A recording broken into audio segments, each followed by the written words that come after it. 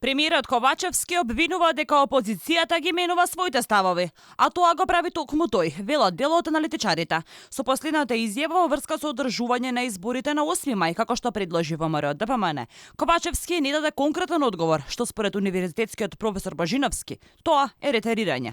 Оти претходно цврсто бил на ставот парламентарните избори да бидат сред лето. Со изјавата на Ковачевски дека важно му е да биле изборите во редовен термин, а неважно му е датумот, што представува промена од претходната изјава дека треба да бидат во јули парламентарните избори. Мислам дека би требало сега политичките партии релативно лесно да се договорат. Божиновски посочува дека 8 мај е погоден датум за сите, освен за СРСМ, кои полека легнуваат на брашното.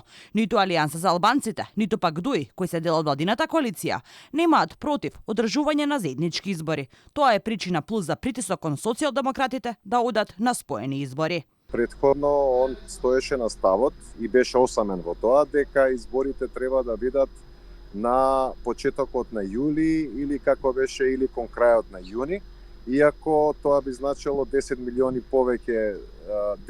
евра повеќе од буџетот за избори кои би биле одвоени помеѓу себе само за месец дена, плюс дополнителен проблем кој што би настанал со создавање на политички уставна криза доколку не успее вториот круг на претседателски избори, а што според сите оние податоци кои што ги имаме и од истражувањето и од расположението на граѓаните се покажа дека е една релативно валидна опција. Според ВМРО ДПМН, единствената недела каде што може да се поклопат вториот круг од претседателските и парламентарните избори е 5 мај, но тогаш е Великден. Во пресрет на одржување на споени избори за да се намалат трошоците и истите да бидат споени, но и да се запазат роковите за редовна процедура, претседателот на партијата Мицкоски предложи истите да се одржат 3 дена по Великден. СРСМ не даваат се уште конкретен одговор дали им е прифатлив датумот и понатаму велат дека разговорите за избори треба да бидат во собрание меѓу работните групи.